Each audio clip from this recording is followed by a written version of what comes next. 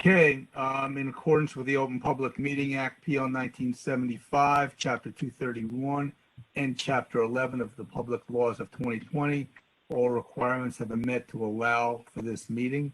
Adequate notice of this meeting has been posted. Tara, would you please do the roll call? Sure. Bob Puskis is absent. We know that. Arnie Schmidt, I am here. Bill Connell, I am here. Bob LaCourte, Here. Charles Martin, Here. Dina Lux, Here. John Moon. Here. Okay. Melba Batten. Here. Okay. Councilman Chase, Here. Bob Vornlocker, Here. and I believe that is it. Okay, that's what we have right now. Could I get a motion to open for public comment, please? So moved. Seconded. Okay. Did I get a second? Yep, Bill Connell. Okay, all in favor, say aye. Aye. Opposed? None? Objections? No, none. Okay, we are open for public comment. Okay, we have Bill Bowman. Hi, Bill. Hello, excuse me. Hello, I have nothing. Thank you. All right, thank you. And that is all the public that we have. I'll take a motion to close to the public. Okay, I will second that. I need a first. I was just asking for a first. I make a motion to close the public meeting. Okay, that was John Moon first, Second. Chuck Martin second. All in favor? Aye. Aye. Aye. Opposed? Abstain? We are closed to public comment. Next is approval of the October meeting minutes. Has everybody had a chance to review them? Do you need any more time to review them? Ted, you have something that you wanted to bring up? Well, kind of made a heroic attempt to spell the name of Lisa, but it's Tapsokephalos.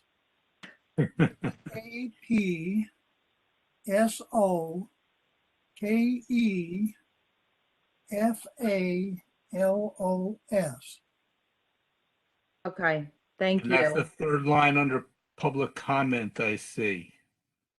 So you got the K right, so close enough, Ted. All right, That's Any because other, Chuck and I went to see her and explore the area. okay. Any other comments? I'll have a motion to approve them as amended. So moved. Chuck, Okay. thank you. Second, anybody? I'll You're second. welcome. All right, Bill second. Any other discussion? Hearing no further discussion, all in favor of accepting the minutes as amended, say aye. Aye. Aye. Opposed? Nay? Abstain? So moved. That brings us to old business, stewardship at the grasslands. I don't know, Tara, if you want to talk about this first or if you want to throw it right over to Chuck. I can just kind of introduce it real quick if that's okay, Chuck. Please Yes, go ahead. please. So at the last few meetings, we've talked a little bit about, doing the prescribed burn. We did the mowing at the grasslands. We're going to do the prescribed burn again. We've put a lot of thought into, implementing the grasslands management plan that was done in consultation with the New Jersey Audubon Society in 2019. So we've been moving forward on implementing those recommendations. And one of the recommendations is the application of herbicides. And the mowing with specific equipment, and again, doing the prescribed burn. So at the Trails Committee last month, we discussed, some of the outstanding recommendations from the Grasslands Plan. And I updated them on the discussion that we've had at OSAC. And from that point, they put together a resolution, which I included in the packet, which essentially recommends implementing the recommendations that are in the New Jersey Audubon's Grasslands Management Plan for our two grasslands. And again, that includes the use of specific equipment for mowing at specific times, application of herbicides, prescribed burn, and reseeding. So we talked about that. The Trails Committee asked that I draft the resolution to you guys to review, and then Chuck has more information on, what his thoughts are and some background research. So Chuck, if you want to pick up from there, I guess. Thank you. That's be happy to. In order to try to move forward with this, I'm actually proposing a motion to restore, maintain, and conserve our open space forests and grasslands in an economically and biologically sound manner. And perhaps it's best if I just read the motion, if that may be suitable. Go ahead, Chuck.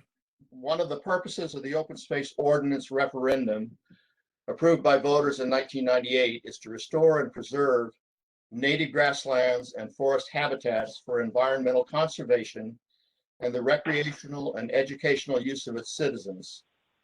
To this end, the Franklin Township Open Space Committee resolves to ask the Township Council to approve the following.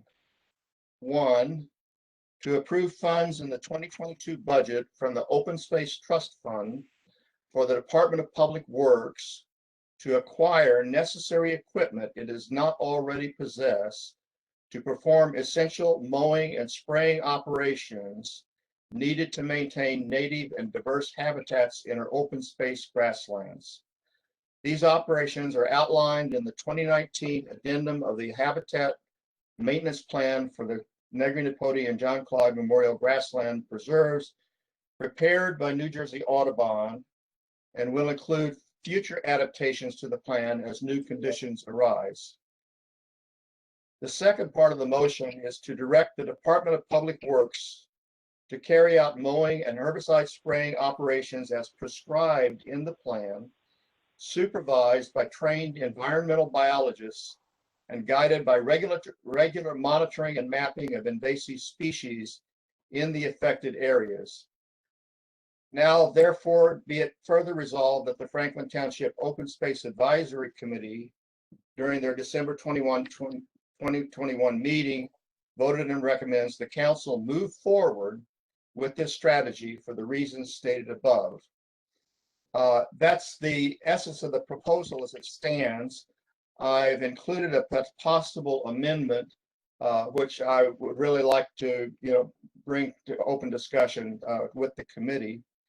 The amendment is to provide budgetary funds from the Open Space Trust Fund of no more than a certain amount to be determined to be used to cover any 2022 unreimbursed costs for the implementation, restoration, and maintenance of native grasses recommended by the Audubon Habitat Maintenance Plan. Additional monies will be requested from the trust fund as required to support incurred costs in 2023 as evidence-based needs are determined. So this is the motion in its entirety with a suggested amendment to it. Perhaps if I could give you some background that might be appropriate at this time. There's a lot of words. I'm sorry. I wish we could have gotten it to you earlier.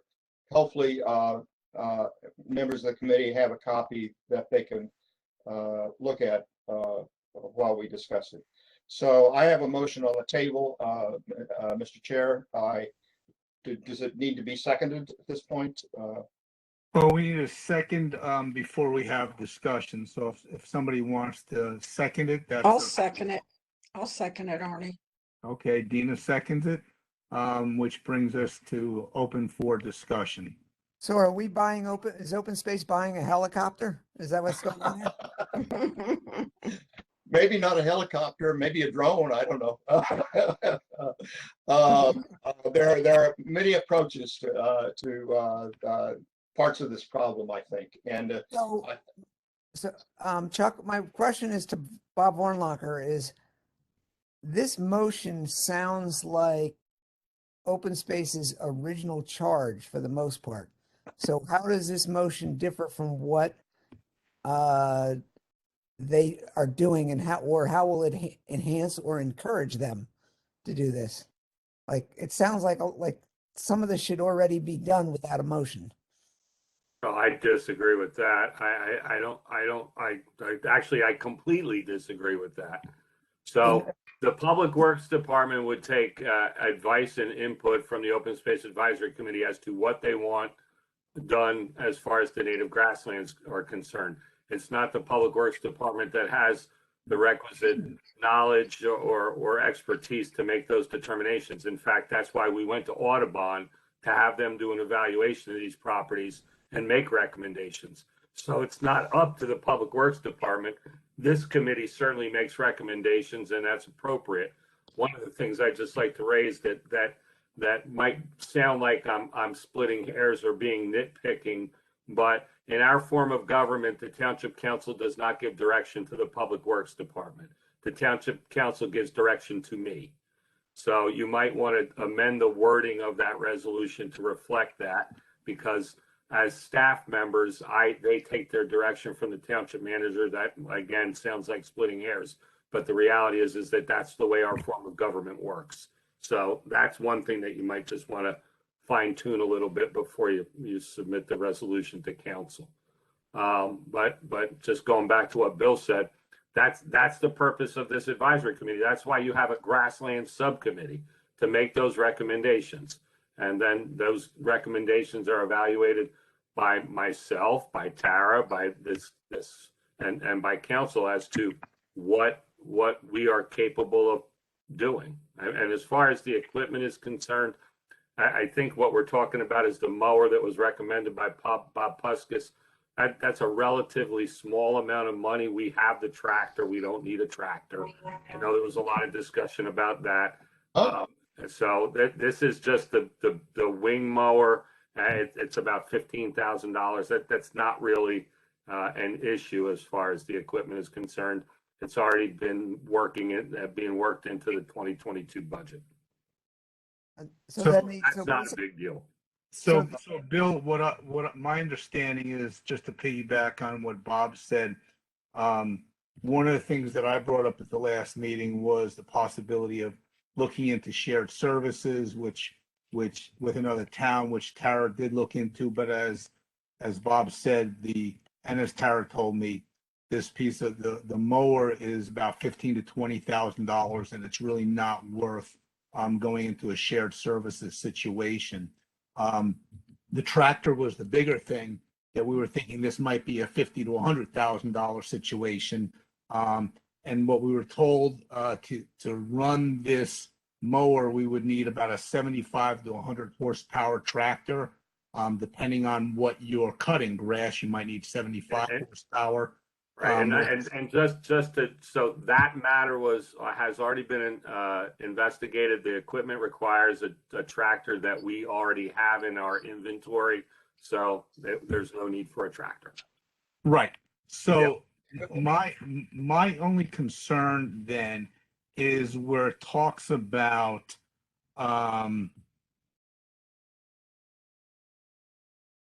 we're giving a certain, there's no specific number, and Chuck addresses it in part in his number one at the bottom there, possible amendment, where we're talking about how much money the DPW is going to be able to spend. I don't like the idea of giving carte blanche or an open checkbook to the DPW or anybody for that matter when it comes to using the Open Space Trust Fund without us having some kind of oversight. So, I mean, I'm not sure how to go about it. I see you smiling, Bob. Well, yeah, because look, well, let me the oversight, not the advisory committee. Right. I understand. Let me finish. Let me finish. I know where you're going. We just make the recommendation. I understand, and we make the recommendation to you or the council. It's not up to us, but we still get to have some say in what our recommendation is. And I agree, and you should make a recommendation, and the budget is prepared in concert with Tara Kenyon, right? So she prepares the budget along with Carl. That budget's reviewed by me. There's a budget hearing in front of council, and that's a process. And that process doesn't change and hasn't changed in all of the time that I've been township manager and the time before that. So what I'm saying is, if you need to do research, well, that's Tara's job to do research on what the approximate cost of what you're recommending be done will be. So that's the part of this where I understand why Chuck doesn't have a dollar figure. It's kind of a fill in the blank, because you're not prepared to do that yet, because the research hasn't been done on what this will cost.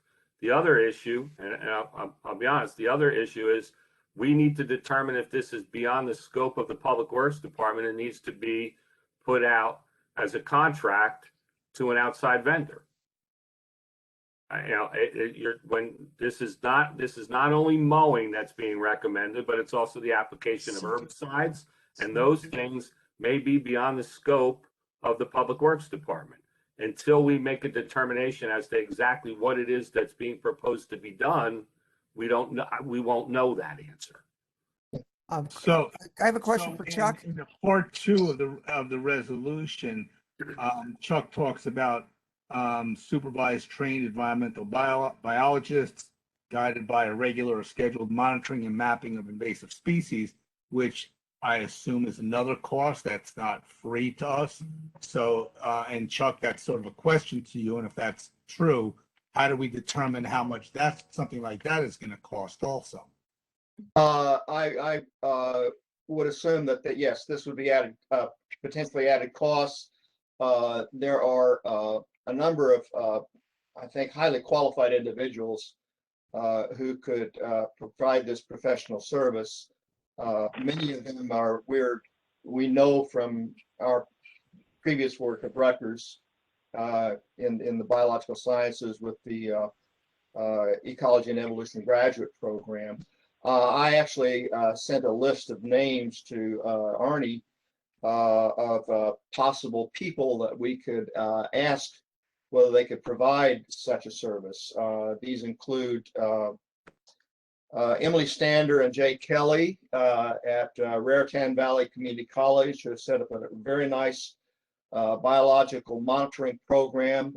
Many of you may be aware of Jay. In fact, he's provided deer monitoring service for us in the for the township in the past, and he is a trained environmental both Emily and Jay are trained environmental biologists. They might be available to provide services at I think a very competitive rate and so on. Another person that I suggested. Can I interrupt? When you say a competitive rate, so what is the competitive rate? I can't give you a number per acre, a figure per acre. I think that would have to be determined by putting forth perhaps a bid. That's my point, that it needs to be a competitive process to award a contract. Depending on the amount, depends on what the competitive process is. Right. Whether it's take quotes or open a bid or request for proposals. Sure. I put in Bob. I put in some wording in the quote or bid, which might help. It's at the bottom below the double line there in there about what the job would entail. It basically identifying, mapping, and providing documentation of invasive species in the 2 grasslands on an annual basis or a biannual basis. And this would be to literally identify, produce a map of the area that Public Works, or if we need commercial spraying to go in, or commercial mowing to go in, or hand pulling, so that they can be guided by what types of invasive plants to be removed. And but I do not have a number for you. What I do have, I have a number of names. Also, we could ask Audubon, as we have in the past, to provide us perhaps with the service. Perhaps they would be willing to do so as well. They might end up actually going back to the people that I suggested for this. So right now I don't have a number. I just think that we need this kind of service rather than just going in and just blindly saying, oh, we found some stuff, we got to get rid of it without really, good consideration of how we should approach the problem.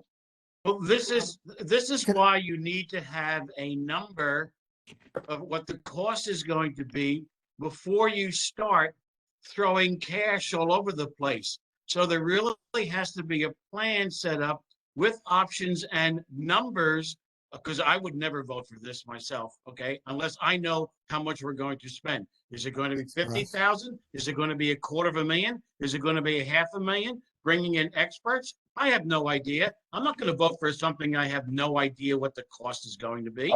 And I wouldn't expect you to, Bob, and I feel the same way. Might I make a suggestion here? So the budget hearings are not scheduled until March. Okay. And so we have January and February, and I think that 2 months is more than sufficient time to gather that information, to get quotes from people who you feel are qualified to do this. And Tara can certainly take that process forward over the next month and a half. The open space budget is one that will get presented at one of those budget hearings, and certainly can have modifications done to it. It can have modifications done to it after the budget hearing. I mean, it's not until budgets are adopted that, and in particular the open space budget, and we've talked about this in the past to some degree.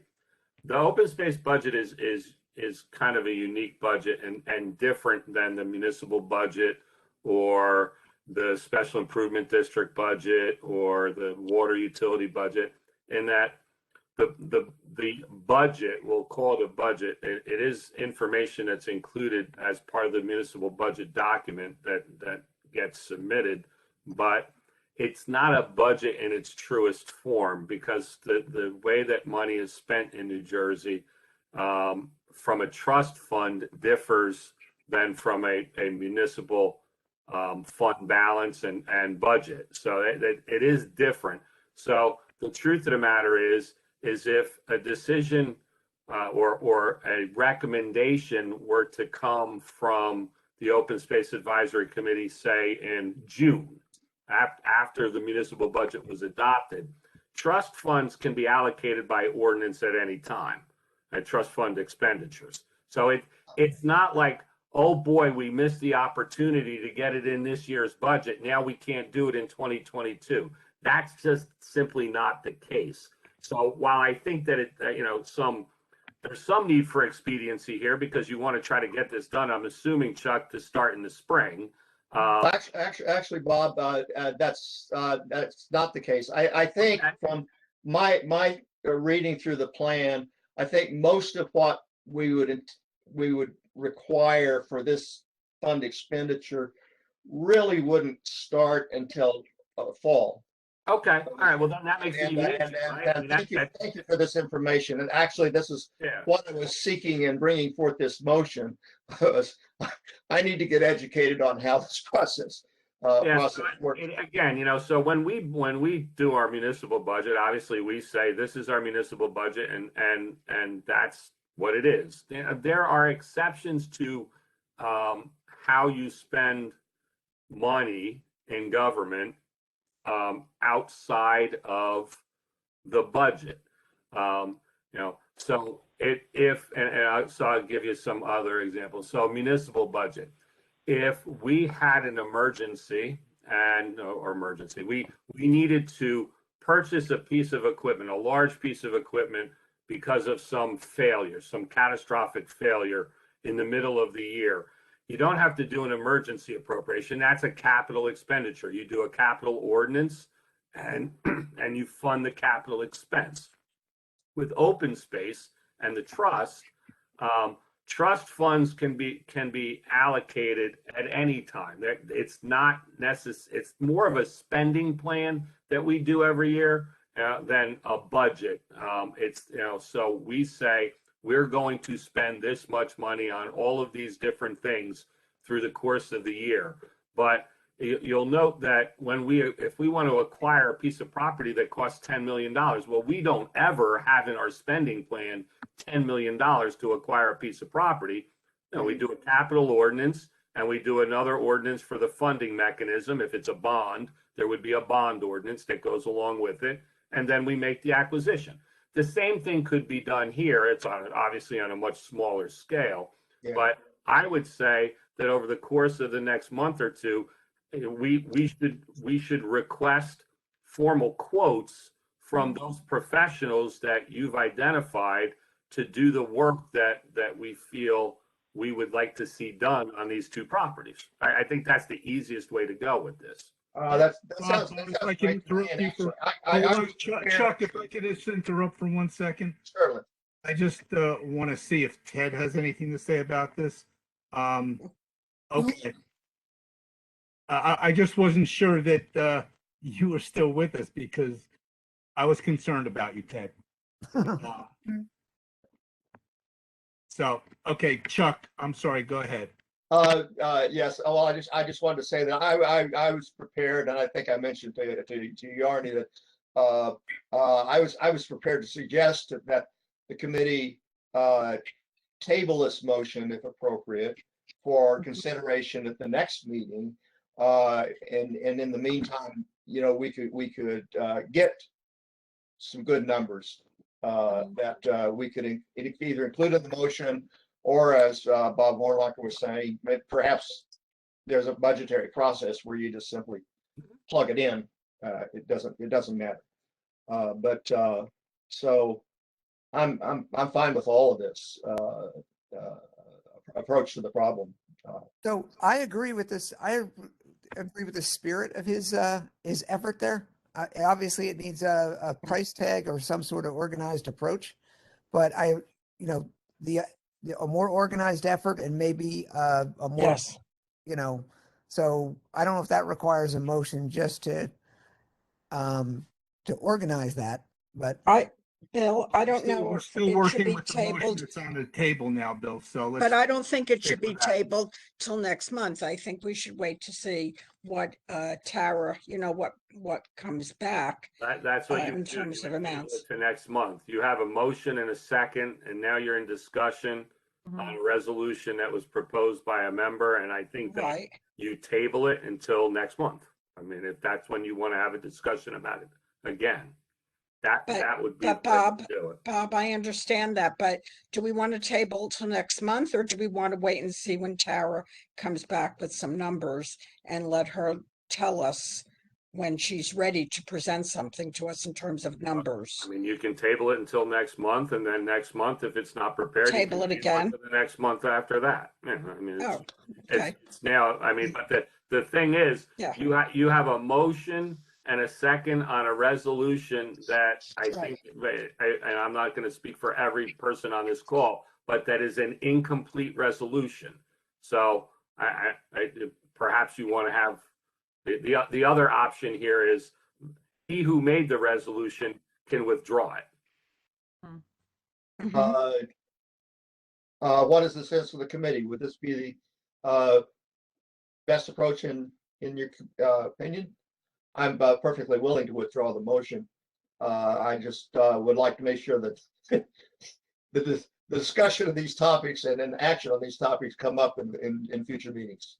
you withdraw the Chuck, motion. and I would somebody be in has to- favor of tabling it for now, but I have a question for Bob Warlocker. Mm-hmm. The one thing that seems to be a constant, that would probably be a constant, would be the purchase of the mower. Is that something that we could do separately, or we would want to do separately? So as I said, we've already discussed that mower. I think far beyond any need to discuss it further. I've already gotten the quotes from the contract vendor for the township that we purchased the tractor from 2 years ago, New Holland. And that so Bob Puskis got a quote from the person that he does regular business with. Unfortunately, they're in Pennsylvania, and I don't believe that they're a state contractor or a co-op contract vendor in New Jersey. But the New Holland dealer it's an identical mower to the one that Bob spec'd out. And I've already told Carl to include it in the budget. So for open space. So I think that part of it that's a necessary piece of equipment to maintain the property. And we're making the recommendation to council that we purchase it to maintain the grasslands. I kind of took that recommendation at the last meeting we discussed this on. I guess that was 2 months ago. Yeah. So there's no motion needed as far as. I don't believe so, Arnie. Like I said, we already have the paperwork ready to include it in the budget when we prepare it. So. And the reason that I bring it up is, and I spoke to Bob today, Puskis, and he wanted to be involved in the discussion with the purchase of that equipment. But it sounds to me from what you're saying that he's very much involved in. Absolutely. I mean, I have the paperwork that from him. Okay. Yeah. No. Absolutely. Okay. Very good. In that case, well, I already gave my opinion as far as tabling it. Anybody discussion on it? I would like to move to table the motion until the following meeting. That works. Is there anything else that needs to be done? That doesn't need to be seconded or anything. It's just being tabled, correct? Well, the person who made the motion tabled it. So then there's a motion to table and then a second, and Okay. all in favor, aye. A motion to table. Right. So Chuck made a motion to table. We'll just take a second. Okay. I will second that motion. All right. If there's no other discussion, all in favor of tabling the motion? Aye. Aye. Anybody opposed? Abstain? The motion to table passes. So now when the mayor watches this, Robert's Rules of Order, I don't know if I got it all right, but I think I did. So I'm sure he'll correct me later. Oh, And Chuck, I'll work with you throughout the month, to kind of get that. great, Tara. I know. We'll have a good time putting this together. Yeah. Actually, I've gotten some information from my just last night from my cousins in Missouri, farming cousins in Missouri, about spraying prices that are quite different from the quotes that you had managed to get previous to that. So we'll factor all that in. That'll be great. Okay. Thank you. All right, moving on. And Bob, if there's a problem with the mayor with the Robert's rules, you can just blame it on me. Nah, that's all right. He likes to blame me for those things, and I'm okay taking it. After 10 years, I figure I got tough skin. You're a big boy. I see that. Okay. All right. Moving on to new business, review of Infrastructure Investment Act. I believe, Tara, you wanted to talk about this? Yeah, at the last meeting, which we didn't have, I wanted to just kind of quickly go over the Infrastructure and Investment Act and how it kind of could have an impact for open space and trails and everything. So if you still are interested in hearing about that, I can just go over it quickly with everyone. Yes. Okay, so I'm just going to be reading my notes on the screen. So if I look like I'm not looking directly at you, I am. I'm just looking at my notes. So give me one sec here. Okay. All right. So I'm sure everyone is aware that the Infrastructure and Investment Act has been passed. Basically, what it does is it provides a lot of funding that is ultimately going to go through the U.S. Department of Transportation down to the states, and then be able to provide funding to repair, replace, rebuild infrastructure that's aging and that really needs a lot of improvement. So a lot of it, as you can imagine, focuses on roadways and bridges. There's a lot of funding that's going through Amtrak and for trains. There's going to be a large investment in clean drinking water and wastewater infrastructure, which we in New Jersey have some of the oldest water and wastewater infrastructure, so that's very needed. One portion that I think is really important is that it's going to also be able to focus on providing reliable high-speed internet. So that's basically now being considered part of infrastructure, which is really important, again, because it really controls mostly everything that we use on a daily basis. It's also going to be looking at the climate crisis by making a large investment in clean energy transmission and EV infrastructure. It provides the ability to look at using electrified school buses, transit buses. So again, very good. When it comes to open space and trails, there are some things that are, funding will be available, which is going to be an interesting prospect once the legislation and the program regulations come out. There used to be a Rails to Trails program, and there has been a recreational trails grant in the past through New Jersey DEP that was no longer funded for some time. And those two programs are going to receive funding again. So that's going to allow for the development of walking and biking trails and lanes, and also looking at old abandoned rail beds for future, trail access and multimodal transportation, which includes walking and biking, and specifically for people of all ages and abilities. So again, that affects us when that funding becomes available.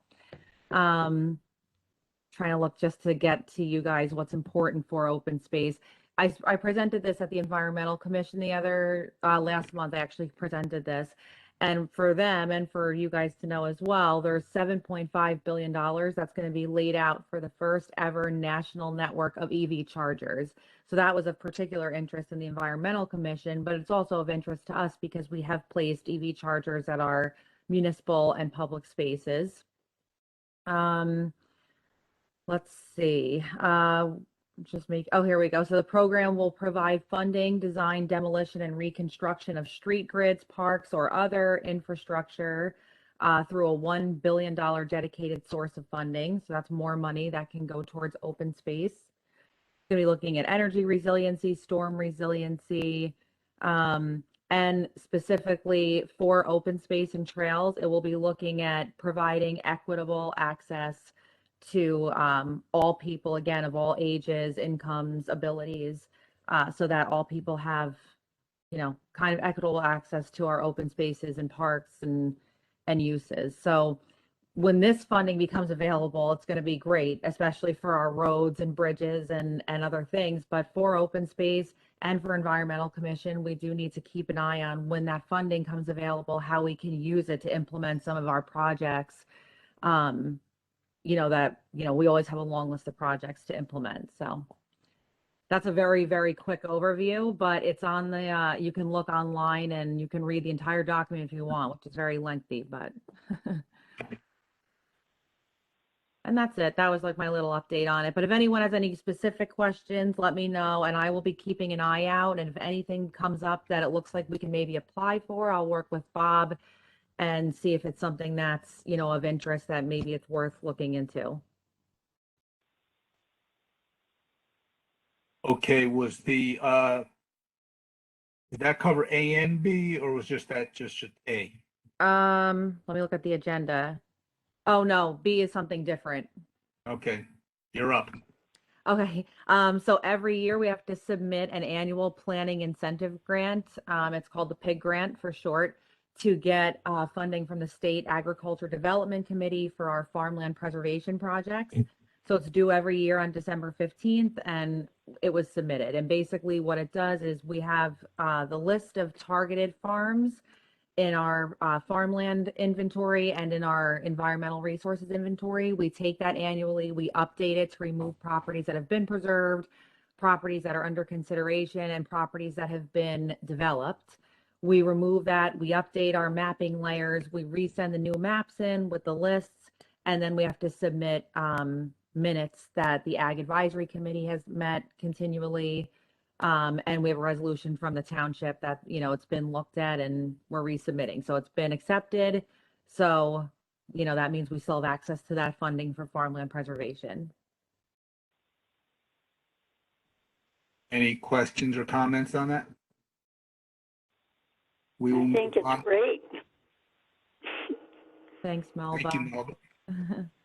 That takes us to item C, flood damage restoration of the Van Wickle house. And Bob, I think you wanted to discuss that.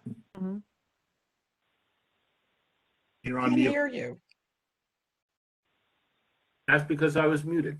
I just wanted to give the committee a quick update on where we're at with, most people know it as the Van Wickle House. Through some historic research of late, the Meadows Foundation has found that perhaps the Van Wickle House is not an appropriate name for it because Mr. Van Wickle apparently lived in a house a little bit to the north of it, and Mr. Van Dunn lived in the house that we have always called the Van Wickle House, but that's for another day to discuss the history of it. As you're all, I'm sure, aware, this house that sits between the canal and Easton Avenue at the end of DeMont Lane suffered flood damage as a result of Tropical Storm Ida. That house does have a flood insurance policy. The flood insurance policy is for $250,000 maximum for damages. And if you're not familiar with how flood insurance works, flood insurance is funded by the federal government through FEMA.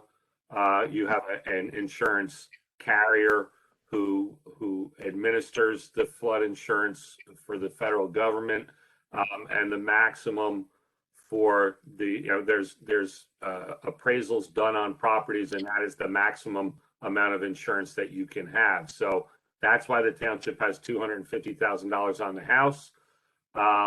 As of this date, the insurance has paid out about $130,000 for damages as determined by the adjuster. I anticipate that number will probably go to the maximum of the policy based on information I've received from the contractor who is doing the remediation in the house. They have since brought on board a historic architect to do further investigation into the damage to the house. Obviously, this house has flooded before. It flooded during Hurricane Irene in 2011. It flooded during Tropical Storm Floyd in 1999. And I think since the early 1700s, there's probably a good likelihood that it flooded at times that I don't know about because I wasn't around back then. But we anticipate that there is more than what has been paid out by insurance thus far, primarily due to the fact that it's our opinion that the insurance company did not take into account that A, the house is on the National Register of Historic Places and thus requires that any restoration work be done in a certain manner that's in accordance with federal law. It's also on the state Register of Historic Places, which means the State Historic Preservation Office has to be involved in the approval of any repairs that are done to things like the walls. You know, this house has walls that were constructed of mud and straw. And so you can't just go in and cut the mud and straw walls out and put in sheetrock. And also it would seem that that New Jersey is a prevailing wage state for labor, and we're a government and are required to pay prevailing wage. So I would anticipate that this goes up to at least the $250,000 mark on that insurance policy. The municipal excess liability policy that we have through the joint insurance fund, unfortunately, has a deductible for flood insurance for buildings in the floodplain of $500,000. So if this exceeds $250,000 for the work that's necessary on this building, I may be coming to you again and telling you that that's the case. And my conversations with All Risk, who's the contract vendor to do the remediation, I've had several conversations with them. And one of the things that I think we all need to bear in mind is that we're not going to move this house. And because we're not going to move this house, the likelihood of this house being flooded again is pretty I'd say there's a great likelihood that at some point in at least some of our lifetimes here, maybe Tara, I think you're the youngest among us. I think that there's a likelihood that this house will probably flood again. So there may be the recommendation that comes from the historic architect and the remediation company to do just that, remediate, not try to tear out existing and replace it with historically correct materials, but just fix what's there now and, remediate the mold, remediate the mud and all of those things. And most of that has already been done. The work started actually in the days after the floodwaters receded. The Meadows Foundation was there with volunteers to begin the clean out. And I think that we'll probably have to just kind of use common sense in the approach to what gets done to this house. We want to stabilize it. We want to continue to be able to use it. We want to bring it back to that condition. And we're going to take what looks like the advice of a historic architect and professionals who do this work on a regular basis. So that's where it's at. And so there is work being done on the house. We paid a couple bills already out of that insurance money to keep the work going. And I would not anticipate this being a fast moving project. So I'll be able to give you updates as things progress. Did we put a heating system in that thing? Oh, sure. There's a furnace well, there's a caretaker that lives in the house, Bill. Yeah, no, but I'm saying, didn't we just put something in there like within the last 5 years? No, not in that house. No, there was a new furnace put in the Dunn house, but not in Van Wickle. New hot water heater that got damaged in the flood, so there's hot water in the house again. So, Bob, two questions that I have. One, this is a little bit out of left field, I guess, but both of my questions are actually the possibility of building any kind of a period wall, stone wall around it. Wetlands. It's all wetlands around it. So the encroachment on the wetlands would constitute a problem. I mean, you got to remember, so it with its proximity to the canal and its marshland all around the outside, around where the water comes from is all marshland. So there's really, and I know exactly what you're talking about, Arnie. I think that this is one of those cases where I don't know that as far as flood mitigation is concerned, that there's a whole lot that can be done for this specific property. I think flood mitigation needs to be looked at on a much broader scale, beyond the property lines of the Van Wickle or whatever the Meadows house is. So the water isn't only coming over the banks; it can be coming from underneath. Yeah, I saw pictures. The caretaker was kind enough to take pictures before he beat feet from the property to keep from going under with his truck. And, the water surrounds the house from all sides. So when the water comes up that high, and unfortunately it came up that high this time, and it's only come up that high one time before, and that was in 2011. So, and at least in recorded history. So my second question is, the last time we spoke about this was the first time that I was aware that there was a cemetery right there at the entrance, which is the reason that we can't widen that road there. So when you said that, I went over there and I stopped my car right at the light there and took a look, and there's about 10 graves there with flat gravestones there. Yep. And every once in a while you see American flags put there by somebody. The Meadows, I would imagine. So the other question that I have is probably answered by your first answer, but what's the possibility? I mean, to appropriately, respectfully, and with permission, whoever gives permission, is there a way of moving that grave site to a place where people would be able to appreciate it? And The exhumation of graves from that period, I think, is something that would probably not be met with any great success.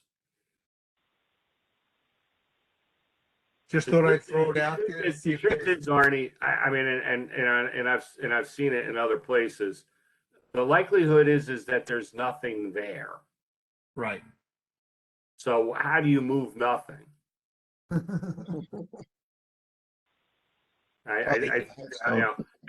It's probably a better question for somebody who's got more expertise in this than me, but I can tell you that, and we have some other very, very old burial grounds and cemeteries in town, and when there's a reason why there's a little sinkhole. It's because generally there's nothing left under the ground. The pine box just rotted away a long time ago. Just brought it up to see if there was any interest in that. Bill, did you have something to say? Or were you just raising your hand? No, I was just eating my Twizzlers, but I do have a question. Billy, you have to share. Somebody asked me how I wanted to be buried, and I said I wanted a Viking funeral on the canal. That's probably not permitted by the DRCC, but you could go for it. Try. There's a lot of people who want to light me on fire. I didn't know that Connell was a Norwegian name, but I guess maybe. We'll take that under advice, Bill. Okay. If there's nothing else to discuss on that, we move on to the meeting dates for 2022. Sarah?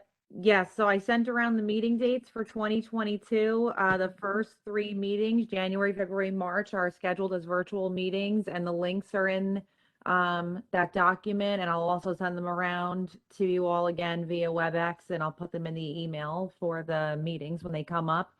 But the meeting schedule is the same, third Tuesday, 7. And again, first 3 are virtual right now, and we'll keep you posted on, when it goes to in person. Questions or comments on the proposed meeting dates?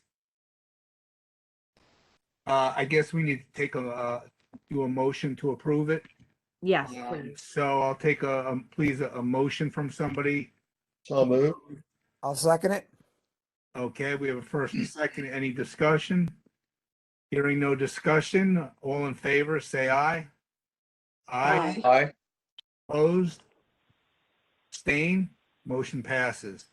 That brings us to consultants' monthly activity report. Any questions or comments on that? Do you have anything that you wanted to say about that? Nah, I mean, if anyone has any questions, but no, just, so far so good. That brings us to updates from other committees. Anybody have any updates? Not on. The one update from the Ag Advisory Committee is that the Piacos Senior Farm closed. So that is now preserved farmland. And that just closed in November. Very good. Thank you, Tara. So is that ground going fallow, or is it going to be leased out to farm? Right now, it's still owned by the family of the original farmer, and my understanding is that one of the family members is going to take it over and farm it.